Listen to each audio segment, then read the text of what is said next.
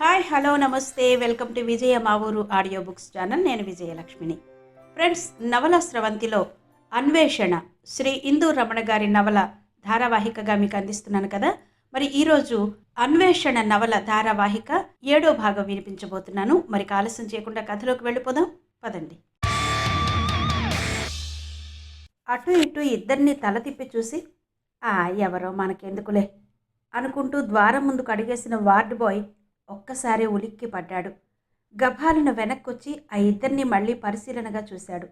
ఇద్దరి తలల దగ్గర కత్తిరించేసి డిప్ప కటింగ్లో ఉన్నాయి. అదిరిపడ్డాడు. అనుమానం లేదు, వాళ్ళిద్దరూ పోలీసులే. అనుమానం చావక నెమ్మదిగా ఒకటి దగ్గరకు వెళ్ళి ఒంగొని చూశాడు. ఆ యువకుణ్ణి చూస్తూనే షాక్ తగిలినట్టు ఉలిక్కిపడి గబగబా వార్డు దగ్గరకు వచ్చేశాడు. రాము వెంట వచ్చిన యువకులిద్దరిలో వీడు ఒకడు. అంటే ఆ రెండోవాడు కూడా ఆ ఇద్దరిలో వాడే. వాళ్లే రాముని హాస్పిటల్ దగ్గర దించేసి వెళ్ళారు. అప్పుడు రాత్రి అయిపోయింది, ఇంటికి పోయి ఉదయం వద్దామనుకోవడం స్పష్టంగా విన్నాడే. అదంతా నాటకమా? దేనికోసం వీరిలా నాటకాలు ఆడుతున్నారు? ఎవరికోసం ఇలా మాటు వేసి దాక్కున్నారు? అమ్మో, ఇప్పుడెలా? ఏం చేద్దాం? వాళ్ళిద్దరూ మాటు వేసి అలసిపోయి గాఢ నిద్రలోకి జారుకున్నట్టున్నారు. ఇదే అదును, తన పని కానిచ్చేయాలి మనసులోనే స్థిరంగా అనుకున్నాడు వార్డు బాయ్. వార్డు ముందు బల్ల మీద కూర్చున్నాడు. గుండె దడదడలాడుతోంది. కాళ్ళు చేతులు ఎందుకో వాటంతటవే వణుకుతున్నాయి. మనసుని దిటవు చేసుకున్నాడు. ఎదురుగా బల్ల మీద పడుకున్న రాముకేసి చూశాడు. పడుకున్నాడా? పడుకున్నట్టు నటిస్తున్నాడా అని మనసులోనే అనుకుంటూ రాము దగ్గరకు వెళ్ళాడు వార్డు బాయ్. రాముని నెమ్మదిగా తట్టి లేపాడు. రాము స్పదు గురక పెడుతూ గాఢంగా ఊపిరి పీల్చి వదులుతున్నాడు. వీడిప్పుడే పడుకోవాలా? ఎలా? వాళ్ళు లేచేలోగా వీడి దగ్గర ఏటీఎం కార్డు తీసుకోవాలి. ఉదయం 6 గంటకి ఎలాగో డ్యూటీ దిగిపోతాడు. ఇంటికి వెళ్ళాక ఆవిడకి ఫోన్ చేసి ఏటీఎం కార్డు అందచేయొచ్చు. మనసులోనే ప్లాన్ సిద్ధం చేసుకున్నాడు వార్డు బాయ్. ఇంతలో ఎవరో లేచిన శబ్దం, ఏవో గుసగుసలు వినిపించేసరికి ఉలిక్కి పడ్డాడు వార్డు బాయ్. పరుగున వెళ్ళి తన బల్ల మీద కూర్చుని కునికిపాట్లు పడుతున్నట్టు నటిస్తూ ఓపీ దగ్గర గేటు కేసి చూశాడు. ఓపీ ఎదురుగా ఉన్న ప్రధాన ద్వారం కేసి చూస్తూనే అదిరిపడ్డాడు. హాల్లో పడుకున్న యువకులిద్దరూ ద్వారం దగ్గర నిలబడి ఎమర్జెన్సీ వార్డు కేసే చూస్తున్నారు. వార్డు బాయ్ వాళ్లను చూస్తూనే గజగజ వణికిపోతూ బల్ల మీద కాళ్ళు ముడుచుకుని కూర్చుని కళ్ళు మూసుకున్నాడు. ఎవరో ఇట వస్తున్న అడుగుల శబ్దం లయబద్ధంగా వినిపిస్తూ రాను రాను దగ్గరవుతుంటే భయంతో బిగుసుకుపోతున్నాడు వార్డు బాయ్. కొంపతీసి వాళ్ళకి తన మీద అనుమానం రాలేదు కదా అనుకున్నాడు. టక్ టక్ టక్ అంటూ అడుగుల శబ్దం నెమ్మదిగా దగ్గరవుతోంది. ఊపిరి బిగబట్టి కళ్ళు మూసుకున్నాడే గాని చెవులు రెండూ రిక్కించి వింటున్నాడు వార్డు బాయ్. బస్సులో కూర్చుందే గాని మనసులో లేదు. అతనెవరో, ఎందుకు నన్ను వెంటాడుతున్నాడో అర్థం కావడం లేదు. అత్తమ్మ కూడా ఆందోళన పడుతోంది. ఆలోచిస్తుండగానే ఆర్టీసీ కాంప్లెక్స్ దగ్గర బస్టాప్లో ఆగింది సిటీ బస్సు. ప్రయాణికులు ఒకరిద్దరు దిగారు. దిగాలా వద్దా అని ఆలోచిస్తూ సీట్లో నుండి టక్కున లేచింది. అంతే, గబాలున బస్సు కదులుతుండగానే ఒక గెంతు గెంతి బస్సులో నుండి దిగిపోయిందామె. రైల్వే స్టేషన్ కంటే బస్ కాంప్లెక్సే నయమనుకుంది. చకచక నడుచుకుంటూ కాంప్లెక్స్ లోపలికి వెళ్ళింది. దూర ప్రాంతాలకు వెళ్లే బస్సులన్నీ ఓ మూల ఉన్నాయి. దగ్గర గ్రామాలకు పట్టణాలకు వెళ్లే బస్సులు వరుసగా ప్లాట్ఫారం దగ్గర ఆగి ఉన్నాయి. బస్టాండ్ అంతా తిరిగి ప్రయాణికులు విశ్రాంతి తీసుకునే ప్రాంతానికి వచ్చింది. తెల్లవారుజామునే బస్సు ఎక్కే ప్రయాణికులు బ్యాగులు దగ్గర పెట్టుకుని కూర్చునే కునికిపాట్లు పడుతున్నారు. అక్కడి నుండి ఆ పక్కనే ఉన్న క్యాంటీన్ దగ్గరకు వచ్చింది. లోపల చాలామంది టిఫిన్లు, కొందరు భోజనాలు చేస్తున్నారు. ఓ పక్కన క్యాంటీన్ బయట టీ స్టాల్ ఏర్పాటు చేశారు. ఎక్కువ మంది అక్కడే నిలబడి టీ తాగుతున్నారు. అర్ధరాత్రి కావస్తోంది. కాంప్లెక్స్ అంతా అలికిడిగా ఉంది. హైదరాబాద్ వెళ్లే బస్సు వరుసగా ఒకదాని తర్వాత ఒకటి నిండిపోతున్నాయి. ఎంక్వైరీ కౌంటర్లో ఉన్నతను బస్సుల నెంబర్లు చెబుతూ మైక్లో అరుస్తున్నాడు. క్యాంటీన్ని ఆనుకుని ఉన్న షాపులన్నీ ఒక్కొక్కటే మూసేస్తున్నారు. ఆ వరుసంతా చివరి వరకు రకరకాల షాపులు. ఆ షాపు ముందు వరండాలో అక్కడక్కడ యాచకులు చలికి వణికిపోతూ కాళ్ళు ముడుచుకుని పడుకున్నారు. ఆ ప్రాంతమంతా చీకటిగా ఉంది. వరండాలో ఆ మూల నుండి క్యాంటీన్ వరకు వరుసగా ఉన్న స్తంభాల పక్కన చలికి దొరకకుండా దాక్కున్నట్టు దాక్కుని యాచకులంతా నిద్రపోతున్నారు. ఆ షాపింగ్ కాంప్లెక్స్ వరండా అంతా ఆక్రమించి పడుకుని ఉన్నారు యాచకులు. వాళ్ళంతా యాచకులో, తనలా వలస వచ్చేసిన దేశదిమ్మరులో ఎవరికి తెలుసు? నిలువ నీడలేని అభాగ్యులు. మనసులోనే బాధపడుతూ చీకట్లో ఓ మూల నక్కి నిలబడింది. దూరంగా క్యాంటీన్ సందడిగా ఉంది. ఎదురుగా ఉన్న స్తంభం పక్కనే ఒక ఆవిడ పాపం చలికి గజగజ వణికిపోతూ చీర చెంగే తలనిండుగా కప్పుకుని స్తంభానికి చేరగిలబడి పడుకుంది. ఆమె కూడా చలికి తట్టుకోలేకపోతోంది. నిద్ర మాత్రం ముంచుకొస్తోంది. శరీరం కూడా బాగా అలసిపోయింది. రోజంతా ఉరుకులు పరుగులే కదా అనుకుందామె. వరండాలో నిలబడి రోడ్డు మీదకు చూసింది. ఫ్లైఓవర్ బ్రిడ్జ్ కింద నుండి అడపాదడపా 1-2 బస్సులు బస్టాప్లో ఆగి వెళ్తున్నాయి. తానిప్పుడే అక్కడే కదా బస్సు దిగింది అని అనుకుంటూ రోడ్డు పక్కనున్న షాప్ కేసు చూసింది. ఫ్లైఓవర్ బ్రిడ్జ్ కింద పెద్ద పెద్ద స్తంభాలను ఆనుకుని చిన్న చిన్న ఫుట్పాత్ దుకాణాలు, ఒక్కొక్కటి మూసేయడానికి సామాన్లు సర్దుకుంటున్నారు. ఎదురుగా రగ్గు, స్వెట్టర్లు అమ్ముతున్నారు. గబగబా అక్కడికి వెళ్ళింది. చిన్నవి మంచివి 2 రగ్గులు తీసుకుంది. పాపం ఆవిడకొకటి ఇద్దాం అనుకుంటూ 2 బేరమాడి డబ్బులిచ్చింది. 2000 నోటు తీసుకుని మిగిలిన చిల్లరిచ్చాడు బీహారీ కుర్రాడు. 2 పట్టుకుని వచ్చి ఒక రగ్గు ఆమె దగ్గరకు వెళ్ళి తట్టి లేపి చేతిలో పెట్టింది. ఆ యాచకురాలు ఆశ్చర్యంగా ఆమె కేసి చూసింది. వరండాలో అక్కడక్కడ చలికి వణికిపోతూ పడుకున్న వాళ్ళు ఒకరిద్దరు ఆ దృశ్యం చూసి ఆశ్చర్యపోయి ఆనందంతో టక్కున లేచి ఆమె దగ్గరకు పరిగెట్టుకొచ్చారు. అమ్మా, మాకు ఒక రగ్గు కొనిపెట్టమ్మా, చలికి తట్టుకోలేకపోతున్నామమ్మా అంటూ కాళ్ల వేళ్ల పడ్డారు. ఆమెకు మనసు చివుక్కుమంది. సరే, ఇక్కడ పడుకున్న వాళ్ళు ఎంతమందో లెక్క వేసి చెప్పండి, అందరికీ కొంటాను, సరేనా? తన దగ్గరకు వచ్చి రగ్గు కొనమని ప్రాధేయపడ్డ వ్యక్తికి చెప్పిందామె. అతను తనతో వచ్చిన మరో యాచకుడితో వరండా అంతా తిరిగి అందరినీ లెక్క పెట్టుకుని ఆమె దగ్గరకొచ్చాడు. అమ్మా, వరండాలో పడుకున్న వాళ్ళంతా కలిపితే 20 మంది కూడా లేరమ్మా అన్నాడొక వ్యక్తి. మీతో కలిపి లెక్క పెట్టారా అడిగిందామె. మా ఇద్దరితో కలిపినా 19 మంది అయ్యాం తల్లి అన్నాడతను. రండి, నాతో మీరిద్దరూ రండి అంటూ ఆ ఇద్దరిని తీసుకుని బీహారీ వాళ్ల దగ్గరకు వెళ్ళింది. రగ్గులన్నీ ఒక్కలాగే ఉన్నాయి. తాము తీసుకున్న సైజులో అందరికీ రగ్గులు కొని వాళ్ళకప్పగించింది. ఆ ఇద్దరూ రగ్గులు మోసుకొచ్చి వరండాలో పడుకున్న వాళ్ళందరికీ ఒక్కోటి పంచిపెట్టారు. యాచకులందరికీ రగ్గులు కొంటున్న ఆమెను చూసి వర్తకులైన బీహారీలు ఆనందంతో ఉప్పొంగిపోయారు. మౌనంగా వారికి డబ్బు చెల్లించేసి వరండాలోకొచ్చింది. అప్పటికి అందరూ నిద్రలో నుండి లేచిపోయారు. అందరూ రగ్గులు కప్పుకుని ఆమె దగ్గరకొచ్చి కృతజ్ఞతలు చెప్పారు. బాగా ముసలివాళ్ళు, నువ్వు చల్లగా ఉండాలమ్మా అంటూ దీవించి ఎవరి స్థానాల్లోకి వాళ్ళు వెళ్ళిపోయారు. యాచకుల్లో ఒక ఆమె యవ్వనంలో ఉంది. 25 ఏళ్లు కూడా నిండి ఉండవు. యాచకులందరికీ రగ్గులు కొన్న ఆమెను చూసి ఆశ్చర్యపోయింది. ఒక్కసారే ఇంతమందికి రగ్గులు కొందంటే ఆమె దగ్గర ఎంత డబ్బుందో కదా అనుకుంది. ఆమె రగ్గు కప్పుకుని ఓ మూల కూర్చుంది. కప్పుకున్న దుప్పటినే సగం క్రింద పరిచి సగం కప్పుకుని కూర్చుంది. బయట వీధి లైట్ల కాంతిని స్తంభాలు అడ్డేస్తున్నాయి. క్రీనీడలో కునికిపాట్లు పడుతూ కూర్చుందామె. ఆమెకి కొద్ది దూరంలో ఉంది వయస్సులో ఉన్న యువ బిచ్చగత్తె. నెమ్మదిగా లేచి ఆమె పక్కకొచ్చి కూర్చుంది. ఆ అమ్మాయిని చూసి చిన్నగా పలకరించిందామె. మీరు ఇక్కడ సంశయంగా అడిగింది యువ యాచకురాలు. ఆమెకేం చెప్పాలో అర్థం కాలేదు. బస్సు మిస్ అయింది, ఇక ఈ రాత్రికి బస్సు లేదు, అందుకని నసుగుతూ చెప్పిందామె. మరి మీ బ్యాగులు బట్టలు అవి ఏవి అడిగింది యువ యాచకురాలు. ఆ కుర్ర బిచ్చగత్తె ప్రశ్నకి ఆమె ఒక్కసారే కంగు తింది. ఏం చెప్పాలో అర్థం కాక క్షణం ఆలోచిస్తూ ఉండిపోయింది. ఏవైందమ్మా అలా మౌనంగా ఉండిపోయారు అంది యువ బిచ్చగత్తె. ఆ ఇక్కడే క్లోక్ రూమ్ ఉంది కదా, అదే సామాన్లు భద్రపరిచే గది అంటూ ఏదో చెప్పబోయింది ఆమె. ఓహో, ముందే క్లోక్ రూమ్లో దాచేశారా? మంచి పని చేశారు. ఇక్కడంతా దొంగ వెధవలే, కాస్త కన్ను మూస్తే మనల్నే ఎత్తుకుపోతారు అంది యువ బిచ్చగత్తె. అవునా? ఆశ్చర్యంగా అందామె. అవునమ్మా, మీ దగ్గర బాగా డబ్బున్నట్టుంది కదా, జాగ్రత్త అంది ఆ యువ బిచ్చగత్తె. ఆ అమ్మాయి అలా అనేసరికి ఉలిక్కి పడిందామె. పుణ్యానికి వెళ్తే పాపం ఎదురైందంటారు. దానికి అర్థం ఇదేనేమో. అందరికీ రగ్గు కొనడం వలన తన దగ్గర ఎంతో డబ్బుందనుకుంటోంది ఈ యువ యాచకురాలు. ఏం చెప్పాలో అర్థం కాక మౌనంగా ఉండిపోయిందామె. ఇంతలో ఎవరో వ్యక్తి క్యాంటీన్ దగ్గర నిలబడి టీ తాగుతూ తమకేసే చూస్తూ ఉండడం గమనించిందామె. నెమ్మదిగా క్రింద పడుకుండిపోయింది. రగ్గు తల నిండగా ముసుగులా కప్పేసుకుంది. మాట్లాడుతూ ఉన్నట్టుండి పడుకుండిపోయిన ఆమెకేసి ఆశ్చర్యంగా చూసింది యువ బిచ్చగత్తె.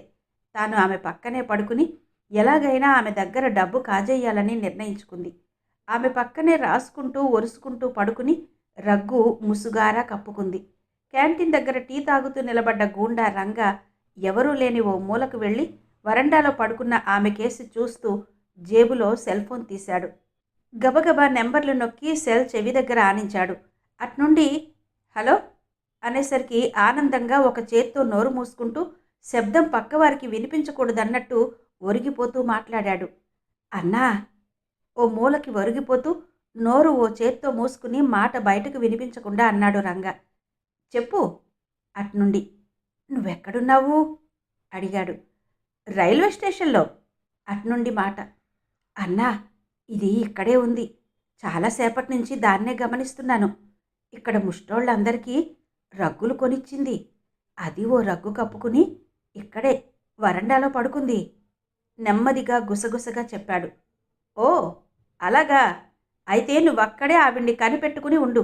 నేను 10 నిమిషాల్లో అక్కడుంటాను అంటూనే అట్నుంచి ఫోన్ కట్ చేసిన శబ్దం. భద్రంగా సెల్ జేబులో దాచుకున్నాడు రంగ.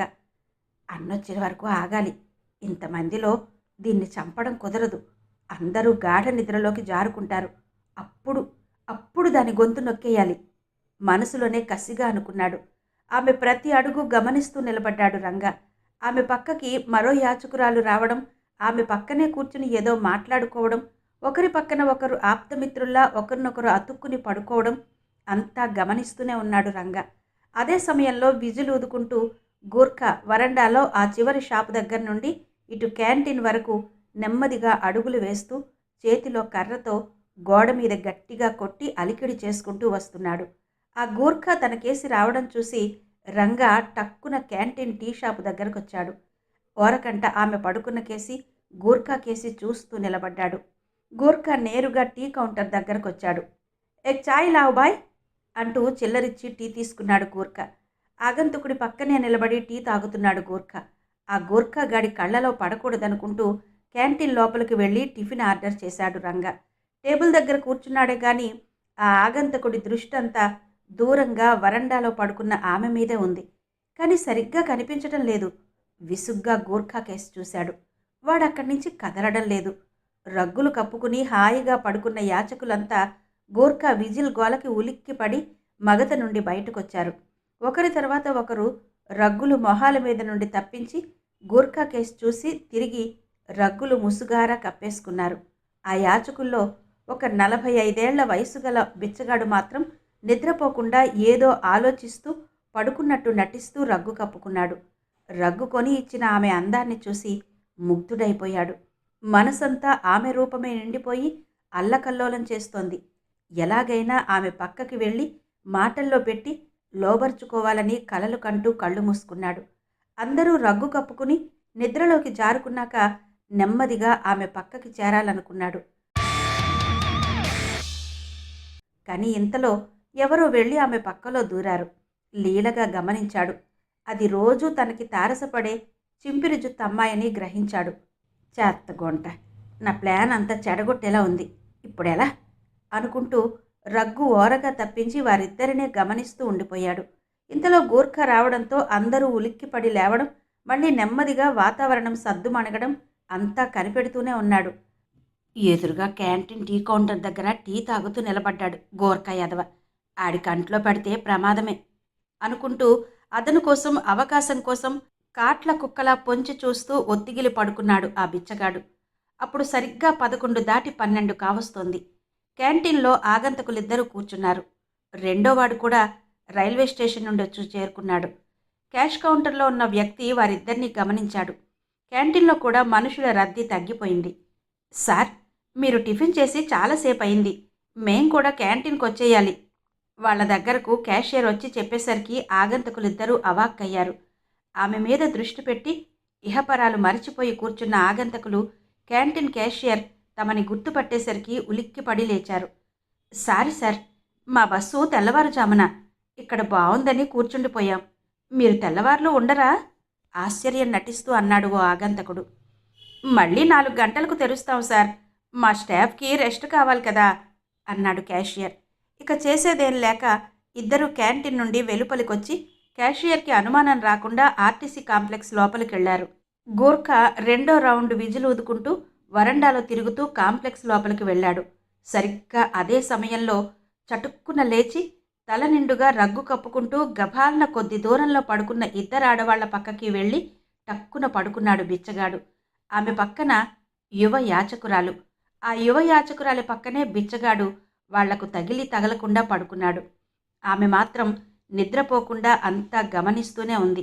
ఆ అమ్మాయి తన పక్కనే చేరి మాటల్లో దింపడం, డబ్బు గురించి ఆరా తీయడం. అప్పుడే తనకు ఆ అమ్మాయి మీద అనుమానం కలగడంతోనే నిద్రపోతున్నట్టు రగ్గు కప్పేసుకుని మౌనంగా ఉండిపోయింది. దూరంగా క్యాంటీన్ దగ్గర ఎవరో వ్యక్తి తమనే గమనించడంతో కళ్ళు మూసుకుంది. గోర్ఖా వెళ్లిన అరగంటకే వీడెవడో వచ్చాడు. వీడెవడో మగాడిలాగానే ఉన్నాడు. వాడి వాలకం చూస్తే ఉలిక్కి పడిందామె. వీడెవడో ఎందుకు మా పక్కకే వచ్చి పడుకున్నాడు? వీడు కూడా తన దగ్గరున్న డబ్బు కోసమేనా? ఈ అమ్మాయి వీడు తోడు దొంగలా? ఏం చెయ్యాలా అని ఆలోచిస్తూ కళ్ళు మూసుకుందామె. అడుగుల చప్పుడు దగ్గరవుతున్న కొద్దీ ఊపిరి బిగబట్టి కళ్ళు మూసుకు కూర్చున్నాడు వార్డు బాయ్. ఇంతలో నర్స్ ఎమర్జెన్సీ వార్డులో నుండి గాబరాగా బయటకొచ్చింది. తలుపు పక్కనే బల్ల మీద ఆదమరిచి నిద్రపోతున్న వార్డు బాయ్ని తట్టి లేపింది నర్స్. నర్సు భుజం మీద చరిచేసరికి భయంతో ఉలిక్కిపడి కళ్ళు తెరిచాడు వార్డు బాయ్. ఎదురుగా నర్సును చూసి హాయిగా ఊపిరి పీల్చుకున్నాడు. వరండాలో ఓపీ దగ్గర నుండి నడుచుకుంటూ వస్తున్న వ్యక్తుల్ని చూస్తూనే ఉలిక్కి పడ్డాడు వార్డు బాయ్. మెయిన్ గేట్ దగ్గర హాల్లో ఆ మూలొకరు ఈ మూలొకరు పడుకున్న యువకులు బోర విరుచుకుని నడుచుకుంటూ వచ్చారు. లోపల కుర్రాడికి తెలివొచ్చింది. రాము రాము అని కలవరిస్తున్నాడు. కుర్రాడి తాలూకా ఎవరైనా వచ్చారా? వార్డు బాయ్ని అడిగింది నర్స్. ఆ వచ్చాడు సిస్టర్, అదిగో ఆ బల్ల మీద పడుకున్నాడే ఆ కుర్రాడు చెప్పాడు వార్డు బాయ్. ఆ కుర్రాడిని లేపి లోపలికి తీసుకెళ్ళు. ఈ అబ్బాయిని చూస్తే లోపల పేషెంట్ ఆందోళన తగ్గుతుందేమో అంటూ తిరిగి వార్డు లోపలికి వెళ్లబోతూ ఆగింది నర్స్. ఆ యువకులిద్దరూ ఎమర్జెన్సీ వార్డు దగ్గరకు వచ్చేసరికి నర్సు వార్డు బాయ్ మాట్లాడుకుంటూ కనిపించారు. అర్ధరాత్రి పూట వార్డు దగ్గరకు వచ్చిన సివిల్ డ్రెస్లో ఉన్న పోలీసులను చూసి ఎవరో అనుకుంది నర్సు. ఎవరు కావాలండి? ఇంత రాత్రి వేళ మీరు ఇలా వార్డులోకి రాకూడదు అంది నర్స్. ఓకే మేడం, మేము మా తాలూకా పేషెంట్ అడ్రస్ దొరక్క రాత్రి నుండి అటు ఇటు తిరుగుతున్నాము. Sorry అన్నాడొక police. తాము ఇక్కడే ఉన్న రాము మీద నిఘా కోసం వచ్చామని చెప్పలేదు, చెప్పకూడదు కూడా. ఓకే, తెల్లారి రండి. ఉదయం 7 గంటలకి విజిటింగ్ అవర్లో వెతుక్కుంటే మంచిది. ఇది నిషిద్ధ సమయం. పేషెంట్ దగ్గరుండే వ్యక్తిని తప్ప వేరే ఎవరిని రానివ్వకూడదు. ప్లీజ్ వాళ్ళని వెళ్ళిపోమ్మన్నట్టు అంది నర్స్. బల్ల మీద రాము ప్రశాంతంగా పడుకోవడం చూసి వెనుతిరిగారు ఇద్దరు సివిల్ పోలీసులు. వాళ్ళలా తిరిగి వెళ్ళగానే గబగబా వెళ్ళి రామును లేపాడు వార్డు బాయ్. ఉలిక్కిపడి లేచాడు రాము. ఏందన్నా ఇంత అర్ధరాత్రి? ఏం చెప్పాలన్నా? కళ్ళు నులుముకుంటూ అన్నాడు రాము. మీ ఫ్రెండ్కి తెలివొచ్చింది. రా, రాము రాము అని నిన్నే కలవరిస్తున్నాడు. సిస్టర్ చెప్పింది, రా అంటూ రాము చెయ్యి పట్టుకుని ఎమర్జెన్సీ వార్డు లోపలికి లాక్కుపోయాడు వార్డు బాయ్. సోముకు తెలివొచ్చిందనేసరికి ఆనందంతో ఉప్పొంగిపోయాడు రాము. వార్డులో పేషెంట్లంతా గాఢ నిద్రలో ఉన్నారు. రాము చెయ్యి పట్టుకుని నెమ్మదిగా సోము పడుకున్న మంచం దగ్గరకు తీసుకెళ్లాడు వార్డు బాయ్. కళ్ళు విప్పార్చి చుట్టూ చూస్తున్నాడు సోము. తలకి పెద్ద కట్టుకట్టి ఉంది. తలంతా కనిపించకుండా కట్టుకట్టి కనిపించేసరికి రాము భయంతో గజగజ వణికిపోయాడు. మంచం దగ్గరకు వెళ్ళి సోము చెయ్యి పట్టుకుని వలవల ఏడ్చేశాడు రాము. దుఃఖాన్ని గొంతులో అదిమి పట్టిన కళ్ళు మాత్రం జలజల కన్నీరు కార్చేసరికి వార్డు బాయ్ కూడా రామును చూసి కరిగిపోయాడు. రాము, ఏడవకు. మీ మిత్రుడికి ఏమీ కాదు, తెలివొచ్చేసింది కదా. ఇంకో వారంలో నీ దగ్గరకు వచ్చేస్తాడు. రాము భుజం మీద చెయ్యేసి ఓదార్చాడు వార్డు బాయ్. చెయ్యి పట్టుకుని కన్నీరు కార్చేసరికి ఆ కన్నీళ్లు సోము చేతి మీద పడ్డాయి. ఆ కన్నీటి తడి స్పర్శకి ఎటో చూస్తున్న సోము కళ్ళు తిప్పి రాముకేసి చూశాడు. మిత్రుణ్ణి చూడగానే ఆనందంతో కళ్ళింత చేసి చూశాడు సోము. నీకేం కాదురా, తగ్గిపోతుంది. మళ్ళీ మనం జల్సాగా తిరుగుతాం, సరేనా? సోముని ఓదార్చాడు రాము. రాము మాటలు విని చిన్నగా పెదవి విచ్చి విచ్చకుండా నవ్వాడు సోము. నెమ్మదిగా చెయ్యెత్తి రాము చెయ్యిని పట్టుకుని ఆప్యాయంగా నొక్కాడు. అరే రాము, అమ్మగారెలా ఉన్నారు? నెమ్మదిగా అడిగాడు సోము. సోము అడిగిన ప్రశ్నకి సమాధానం ఏం చెప్పాలో అర్థం కాలేదు రాముకి. మౌనంగా ఉండిపోయాడు.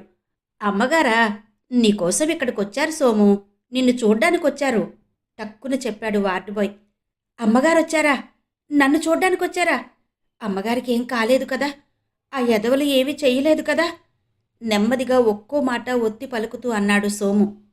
మీ అమ్మగారా నిక్షేపంలా ఉన్నారు, ఏదైనా అయితే ఇక్కడకు రాలేరు కదా చెప్పాడు వార్డు బాయ్. వార్డు బాయ్ అమ్మగారి గురించి మంచిగా చెబుతుంటే రాముకి పట్టలేనంత ఆనందం కలిగింది. సోమును సంతోషపెట్టడానికి చెబుతున్నాడేమో అనుకున్నాడు రాము. సోము, నువ్వు విశ్రాంతి తీసుకో, ఉదయం తీరిగ్గా రాముతో కబుర్లాడుదువు గాని అంటూ రామును తీసుకుని ఎమర్జెన్సీ వార్డులోనే ఓ మూలకు లాక్కుపోయాడు వార్డు బాయ్. అన్నా, నువ్వు సోముకి చెప్పిందంతా నిజమేనా? కుతూహలంగా అడిగాడు రాము. నిజం కాకపోతే మీ అమ్మగారి గురించి నాకెలా తెలుస్తుంది? సోమును చూడ్డానికొచ్చింది, అప్పుడే నీ దగ్గర డబ్బుందని అది నిన్నే తీసుకోమని చెప్పింది. సోముకి నీకు ఖర్చులు కుంచుకోమని చెప్పింది ఆవిడే. నీ దగ్గర ఏటీఎం కార్డు తీసుకుని నా దగ్గరుంచి ఫోన్ చేయమన్నది కూడా మీ అమ్మగారే. కావాలంటే చూడు, మీ అమ్మగారి ఫోన్ నెంబర్ కూడా నాకు ఇచ్చారు. రాముకి విషయమంతా చెప్పాడు వార్డు బాయ్. రాము గాని బయటకెళ్తే పోలీసు ఏదో మూల నుండి కనిపెడతారని వార్డు బాయ్ భయం.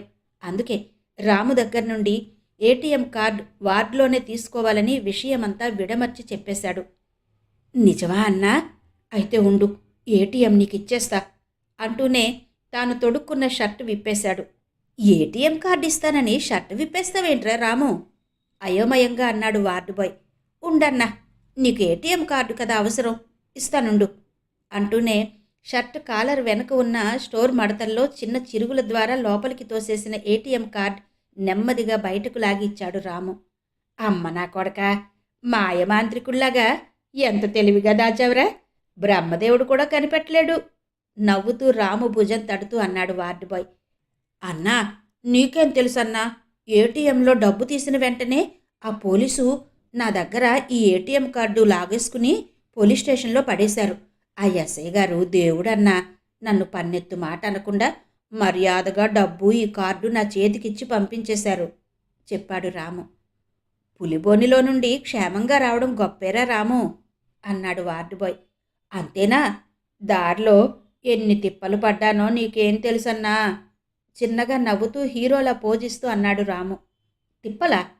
పోలీసులే కదరా నిన్ను దగ్గరుండి ఇక్కడికి తీసుకొచ్చింది ఆశ్చర్యంగా అన్నాడు వార్డు బాయ్. వాళ్లే అన్నా, వాళ్లే ఈ ఏటీఎం కార్డులో ఎంత డబ్బుందో అంతా దోచేద్దామని నన్ను పిన్ నెంబర్ చెప్పమని ఎంత వేధించారో తెలుసా అన్నాడు రాము. మరి నువ్వేం చేశావు కుతూహలంగా అడిగాడు వార్డు బాయ్. చెప్పేశాను, పిన్ నెంబర్ చెప్పేశాను పకపక నవ్వుతూ అన్నాడు రాము. అదేంట్రా మళ్ళీ ఈ నవ్వేంటి ఆశ్చర్యపోయాడు వార్డు బాయ్. పిచ్చి నెంబర్ మర్చిపోయినట్టు నటించి గుర్తు చేసుకున్నట్టు పోజు కొట్టి నోటుకొచ్చింది చెప్పేశాను. వాళ్ళు కాంప్లెక్స్ దగ్గరున్న ఏటీఎం సెంటర్లన్నీ తిరిగి తిరిగి బుర్రలు బాదుకున్నారు చెప్పాడు రాము. తప్పు చేస్తే చంపేస్తారే, నిన్నెలా వదిలేశారా ఆశ్చర్యంగా అడిగాడు వార్డు బాయ్. పిచ్చి పిచ్చిగా గుర్తు చేసుకుంటూ చివరికి గుర్తొచ్చింది అంటూ 4 నాలుగులని చెప్పానన్నా. వాళ్ళకి మతులు చెడి తిరిగొచ్చి గడ్డం పట్టుకుని బతిమలాడారన్నా అన్నాడు రాము. అయితే కరెక్ట్ నెంబర్ చెప్పేసావా గాభరాగా అన్నాడు వార్డు బాయ్. అసలు ఆ నెంబర్ నాకు గుర్తుంటే కదన్నా, డబ్బు తీసినప్పుడు గుర్తుంది, బయటకు వచ్చేసరికి పోలీసులు చుట్టుముట్టి జీపెక్కించేశారు, అంతే నా బుర్ర బ్లాంక్ అయిపోయింది. ఆ పిన్ నెంబరు నాకే తెలీదు పక్కపక్క నవ్వుతూ అన్నాడు రాము. అయ్యో, ఎంత పని చేశావురా విచారంగా అన్నాడు వార్డు బాయ్. ఏంటన్నోయ్, నువ్వు ఏటీఎంలో డబ్బు తీసేద్దామని అనుకుంటున్నావా కొంపదీసి ఆశ్చర్యంగా అడిగాడు రాము. అమ్మో, అంత పని చేస్తానా? ఏదో మనసొప్పక అలా అన్నాను అన్నాడు వార్డు బాయ్. ఎందుకన్నా మనకి పరాయి సొమ్ము పాముతో సమానం అంటారు. చూడు, ఉత్తి పుణ్యానికి ఎన్ని తిప్పలు పడ్డామో. ఆ డబ్బు తీసుండకపోతే మా సోము నేను ఎప్పట్లా హాయిగా ఆడుకుంటూ ఉండేవాళ్ళం కదా, బాధగా అన్నాడు రాము. నిజమేరా అన్నాడు వార్డు బాయ్. ఈ పిల్లలకున్నంత ఇంగిత జ్ఞానం కూడా తనకి లేదు. ఎంతసేపు డబ్బు గుంజాలనే ఆలోచిస్తాడు మనసులో అనుకున్నాడు వార్డు బాయ్. అదిగో అప్పుడే అన్నా, ఈ కార్డు బయటుంటే ప్రతి ఓడు తప్పుగానే ఆలోచిస్తాడని పోలీసులు కార్డు నా చేతికి ఇవ్వగానే బాత్రూమ్ కనెళ్ళి ఈ షోల్డర్ మడతల్లో దాచేశాను, చెప్పాడు రాము. మీరిద్దరూ ఆణిముత్యాల్లా ఉన్నారా, భగవంతుడు మీ ఇద్దరినీ చల్లగా చూడాలి అంటూ రామును దగ్గరకు తీసుకుని నుదుటి మీద ముద్దు పెట్టుకున్నాడు వార్డు బాయ్. కాంప్లెక్స్లో అటూ ఇటూ తిరిగి కాలక్షేపం చేశారు ఆగంతకులిద్దరూ. అప్పటికే చాలాసేపు అయింది వాళ్ళిద్దరూ కాంప్లెక్స్లోకి వచ్చి. కాంప్లెక్స్ నుండి నేరుగా క్యాంటీన్ దగ్గరకు వచ్చారు. షాపింగ్ కాంప్లెక్స్ వరండాలో అంతా నిశ్శబ్దంగా ఉంది. వరండాలో పడుకున్న యాచకులంతా గాఢ నిద్రలో ఉన్నట్టున్నారు. గురకలు వినిపిస్తున్నాయి. క్యాంటీన్ బంద్ చేసినట్టున్నారు. క్యాంటీన్ ముందు లైట్లన్నీ ఆర్పేశారు. టీ కౌంటర్ కూడా బంద్ అయిపోయింది. ఆగంతకులిద్దరూ షాప్ ముందు నిలబడ్డారు. వరండాలో ఉన్న అందరూ రగ్గులు కప్పుకుని హాయిగా నిద్రపోతున్నారు. ఎదురుగా పిల్లర్ పక్కన ఉండాల్సిన ఆమె ఉందో లేదో అనుకుంటూ ఇద్దరూ ఒక్కసారే అటుకేసి చూశారు. వరండాలో అక్కడక్కడ వెలుగుతున్న లైట్ల వెలుగులో గుంపుగా ఎవరో పడుకున్నట్టు కనిపిస్తోంది. ఇద్దరూ దగ్గరగా వెళ్లారు. అడుగుల శబ్దం కాకుండా అడుగులో అడుగు వేసుకుంటూ వెళ్లారు. ఎవరో ఇద్దరు చెరో రగ్గు కప్పుకుని ఆదమరిచి నిద్రపోతున్నారు. ఇద్దరిలో ఆమె ఎవరో ఎలా గుర్తించడం? ఇద్దరూ ఒకరి ముఖాలొకరు చూసుకున్నారు. నిన్న రాత్రిలా ఒకరిని చంపబోయి ఒకరిని చంపితే బాస్ మనల్ని బతకనివ్వడు. రగ్గు తీసి చూద్దామా? ఒకడు నెమ్మదిగా రెండో వాడి చెవిలో గుసగుసగా అన్నాడు. మరేం చేద్దాం? ఇందులో ఈ ఇద్దరిలో ఆమె ఎవరో ఎలా తెలుస్తుంది? మొదటివాడు అడిగాడు. అనుమానం ఎందుకు? ఇద్దరిని చంపేద్దాం. మనకు కావలసింది ఒక్కరే. కానీ తప్పదు. ఈరోజు ఎలాగైనా పని పూర్తి చేస్తానని బాస్ దగ్గర వాగ్దానం చేశాను, కసిగా అన్నాడు రెండోవాడు. సరే కత్తి అన్నాడు మొదటివాడు. అంతే, పొడవాటి కత్తి తీసి ఒకరి గుండెల్లో బలంగా దించాడు.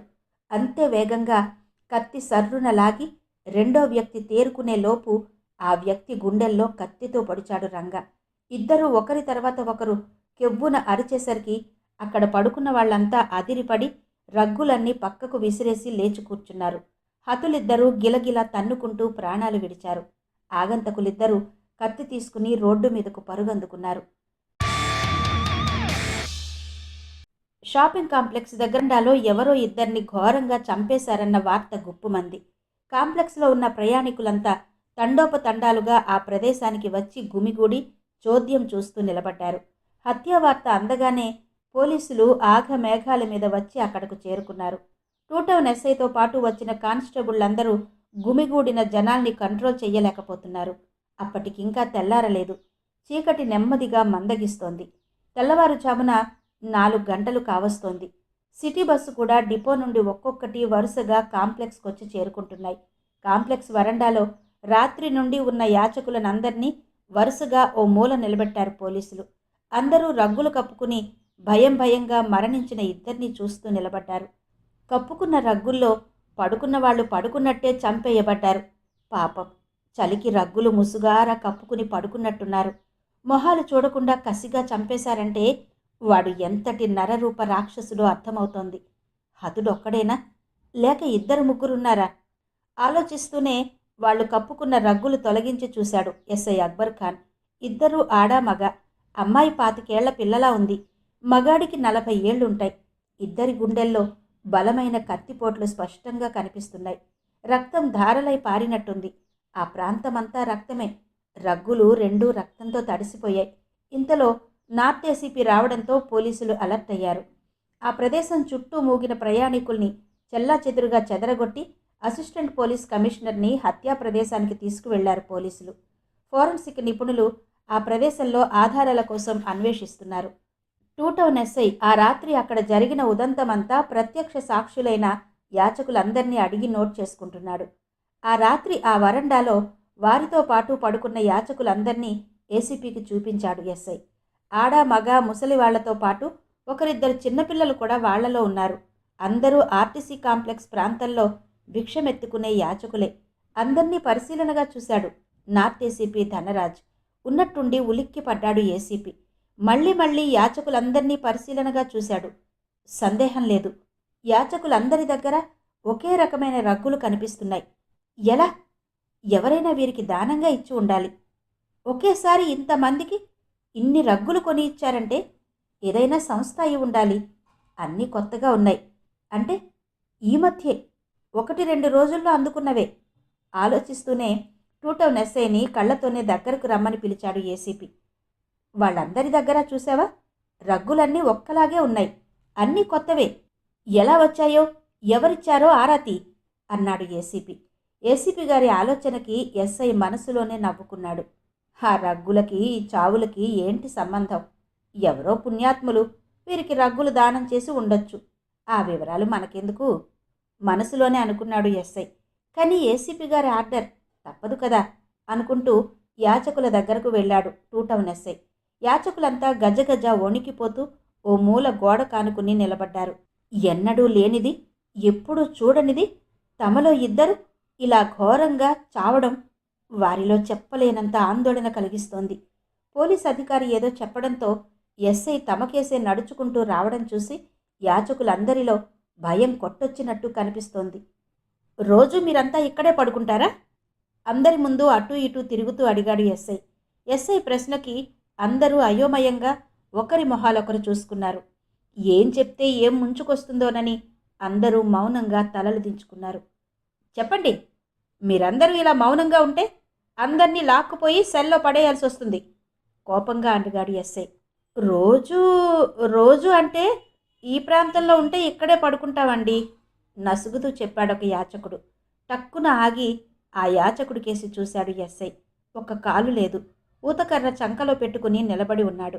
మనిషి చూడ్డానికి ఆరోగ్యంగా ఉన్న అవిటివాడు కావడంతో పాపం బిచ్చగాడిగా మారిపోయి ఉంటాడు. సరే, మీ అందరికీ ఈ రగ్గులు ఎలా వచ్చాయి? అందరికేసి పరిశీలనగా చూస్తూ అడిగాడు ఎస్ఐ. రగ్గులా? అందరూ ఒక్కసారి ఆశ్చర్యపోయారు. అవును, రగ్గులే. ఒకేలా ఉన్నాయి. అన్నీ ఒక్కసారే కొన్నట్టున్నాయి. మీకు ఈ రగ్గులు ఎవరు దానం చేశారు? ఏసీపీ గారి ఆర్డర్ కనుక అడగక తప్పదన్నట్టు కాకతాళీయంగా అడిగాడు ఎస్ఐ. రగ్గులా? మళ్ళీ అందరూ ఒక్కసారే అవాక్కైపోతూ అడిగారు. ఏ, ఎందుకలా అందరూ ఆశ్చర్యపోతున్నారు? ఈసారి ఎస్ఐ ఆశ్చర్యపోతూ అడిగాడు. ఈ రగ్గులు కప్పుకున్న వాళ్ళు చచ్చిపోతారా సార్? యాచకుల్లో చిన్నపిల్ల భయంగా ఎస్ఐ కేసి చూస్తూ అడిగింది. చచ్చిపోవడమా? ఎందుకలా అడుగుతున్నావు? ఆ పిల్ల ప్రశ్నకి మళ్ళీ ఆశ్చర్యపోయాడు ఎస్ఐ. చనిపోయిన శవాల చుట్టూ శుద్ధముక్కతో గీతలు గీస్తున్నారు కానిస్టేబుల్స్. ఫోరెన్సిక్ నిపుణులు ఆ ప్రాంతంలో దొరికిన ప్రతి వస్తువు మీద వేలి ముద్రల కోసం అన్వేషిస్తున్నారు. శవాల మీద రగ్గులు తీసి ప్లాస్టిక్ కవర్లలో భద్రపరుస్తున్నారు ఫోరెన్సిక్ సిబ్బంది. చనిపోయిన యాచకులిద్దరికేసి పరిశీలనగా చూస్తూ నిలబడ్డాడు ఏసీపీ. ఎస్ఐ తన పని తాను చేసుకుపోతున్నాడు. ఏసీపీ గారు చెప్పిన ప్రకారం యాచకులందరినీ విచారిస్తూ నిలబడ్డాడు. ఎస్ఐ పక్కనే ఓ కానిస్టేబుల్ రైటింగ్ ప్యాడ్ మీద యాచకులు చెప్పిన వివరాలు ఒక్కటి పొల్లుపోకుండా రాసుకుంటున్నాడు. ఎస్ఐ తిరిగి అడిగిన ఆ ప్రశ్నకి ఆ పిల్ల టపీమని సమాధానం చెప్పింది. మరి ఆ ఇద్దరినీ ఎవరో చంపేస్తే మాకీ రగ్గులు ఎలా వచ్చాయి, ఎవరిచ్చారేంటని అడుగుతున్నారెందుకండి అంది. ఆ పిల్ల అలా సమాధానం చెప్పేసరికి ఎస్ఐకి కూడా నవ్వాగలేదు. ఈ పిచ్చి ప్రశ్న తనది కాదు, సాక్షాత్తు ఏసీపీ గారిది. ఆ పిల్ల మాటలకి నవ్వొచ్చినా బయటపడకుండా మనసులోనే నవ్వుకుని ఒక్కసారే గంభీరంగా మారిపోయాడు ఎస్ఐ. నీ యక్ష ప్రశ్నలు ఈ కాపు. ఈ రగ్గులు ఎవరిచ్చారు, ఎప్పుడిచ్చారు? కోపం నటిస్తూ అడిగాడు ఎస్ఐ. రాత్రే ఈ రగ్గులు కొనుక్కున్నాం చెప్పింది ఒక ముసలి వ్యక్తి. రాత్రే కొన్నారా? అందరూ ఒక్కసారేనా? ఆశ్చర్యంగా అడిగాడు ఎస్ఐ. అవును, అందరం ఒక్కసారే కొనుక్కున్నాం అన్నారందరూ ఒక్కసారే. అందరూ ఒక్కసారే అలా అనేసరికి దూరంగా ఉన్న ఏసీపీకి వారి మాటకు విస్తుపోతూ వారి దగ్గరకొచ్చాడు. నిజం చెప్పండి, వీటికి డబ్బెవరిచ్చారు? కోపంగా అడిగాడు ఏసీపీ. మాతోనే పడుకుంది, మా మనిషే. అదే అందరికీ తలో రగ్గు కొనిపెట్టింది మరో యాచకుడు అన్నాడు. ఎవరా మనిషి? ఏది? మీలో ఎవరా మనిషి? కోపంగా ఏసీపీ గద్దించి అడిగేసరికి అందరూ ఆమె కోసం తమలో తాము వెతుక్కున్నారు. ఇక్కడే, అదిగో ఆ స్తంభం దగ్గరే పడుకుంది. ఆ చనిపోయిన పిల్ల ఆమెతోనే పడుకుంది. అందరిలోకి రాత్రి ఆమెను గమనించిన మరో యాచకుడు చెప్పాడు. ఏది? ఆవిడెక్కడుంది? మీలో ఎవరావిడ? ఎస్ఐ కల్పించుకుని ప్రశ్నించాడు. అందరూ అందర్నీ తేరిపార చూసుకున్నారు. రాత్రి అందరికీ రగ్గు కొనిపెట్టిన ఆడమనిషి కనిపించలేదు. అయ్యా, రాత్రి మాతోనే పడుకుంది. ముందు మాలో ఒకరికి రగ్గు కొనిచ్చింది. అందరం అడిగేసరికి తలో రగ్గు కొనిచ్చింది. మా మనిషే అనుకున్నాం అన్నాడో యాచకుడు. మరి రగ్గులు కొనిచ్చిన ఆమె ఆ తర్వాత ఎప్పుడు అక్కడి నుంచి మాయమైంది? మరొక్కసారి గురి తప్పిన ఆమె సురక్షితంగా ప్రాణాలతో బయటపడినట్టేనా? ఆమె ఎక్కడికి చేరుకుంది? ఇవన్నీ తెలియాలంటే రేపటిదాకా ఆగాల్సిందే. మరి ఈ వీడియో మీద మీ కమెంట్స్ మాకు తప్పకుండా తెలియజేస్తారు కదూ. అన్వేషణ శ్రీ ఇందూ రమణ గారి నవల ధారావాహిక 7వ భాగం విన్నారు కదా. మిగిలిన కథ తర్వాతి భాగాల్లో వినిపిస్తాను. అంతవరకు సెలవు. నమస్తే.